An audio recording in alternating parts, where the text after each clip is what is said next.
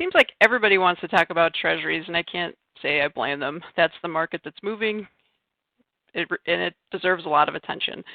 Before we get started, I just want to make sure everybody understands we're talking about speculating here.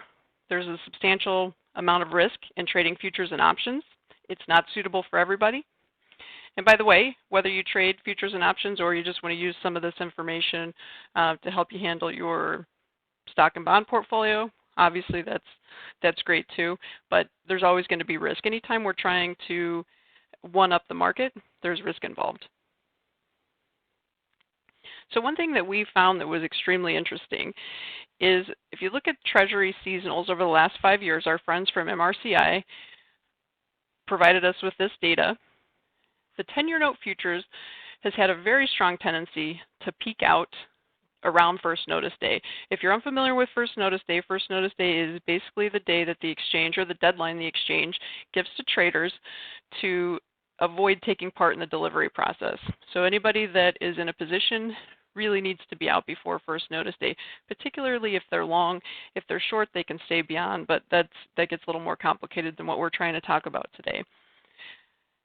Just know this, people that are buying and selling ahead of first notice day are doing so because they have to, not because they want to. So in other words, people that are buying or selling Treasury futures or even silver futures, if you follow that market, the last several days, they're doing it because they have to get out. The contract's expiring. They probably are caught in bad trades. They're getting, we're seeing short squeezes. They're being squeezed out. So if they're buying today or yesterday or the day before, it may not be because they're bullish. It might be just because they have to get out of positions. So keep that in mind. So because of that, in a lot of commodities, not just treasuries, but on occasion, not on occasion, more often than not, we actually see the market peak out around first notice day. We get a big price squeeze in the direction of the trend, and once that's behind us, a lot of times the market rolls over. And you can see this seasonal chart over the last 5 years, the treasuries, or at least the 10-year note, tends to do exactly that. And with the 10-year note currently at such lofty levels, we have a feeling that we should be seeing something very similar here in the next week or two. So be on the lookout.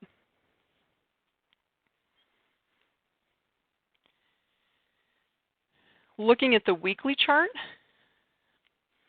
now keep in mind we're futures and options brokers. That's how we make our living. We almost always are charting in the futures markets. In this particular instance, we decided to chart the TLT, which is an ETF, and the reason we did that is we wanted to look at the really big picture. We're not looking at what's happened over the last couple of days. We want to know what happened over the last decade or so, and so that's exactly what we're doing. Because futures markets do expire, they're not continually trading like ETFs or stocks do. The charting when you're looking at a futures contract over the long haul is a little bit questionable. It's fuzzy math, let's put it that way. There are continuous charts that make everything look pretty, but ultimately when you're using continuous charts, you're using fake prices. So what good does that do? In other words, we're charting the TLT today, even though we are a futures brokerage and we don't handle this product, but it will give us a good idea of where the market's been and maybe what it might do next. So we've seen the TLT run up against resistance on 5 occasions over the last decade, and this dates all the way back to, this actually if you look at the far left of the chart, it goes all the way back to 2002. But what we're concerned about is the financial crisis on.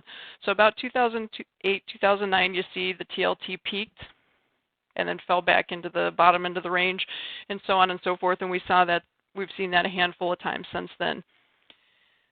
It's obvious that the TLT on this particular move yesterday ran into a brick wall.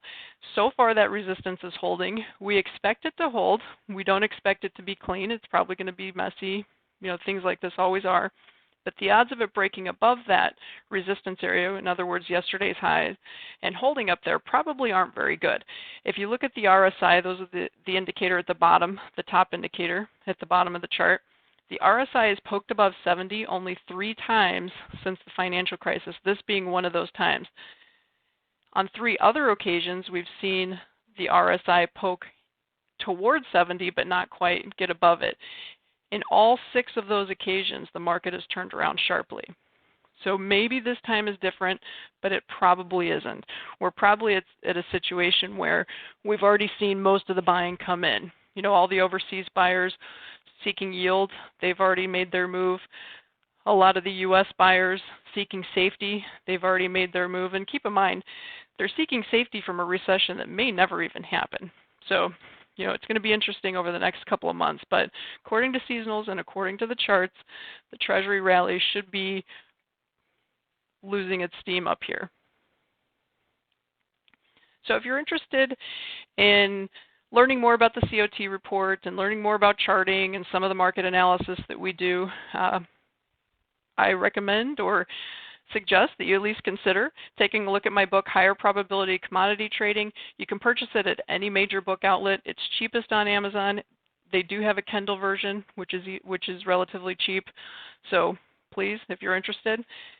And if you're interested in learning more about trading, but you're not willing to buy the book, we have a lot of information for free. Educational videos, that sort of thing on our website. It's decarleytrading.com. Again, we're a futures and options brokerage service. We'd love to have you on board if you're looking for a good broker.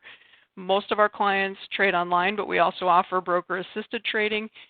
And our rates are competitive. We're not the cheapest, but we probably are the best value, or at least that's our opinion. We believe we're the best value because we give a lot of service for the commission that we charge.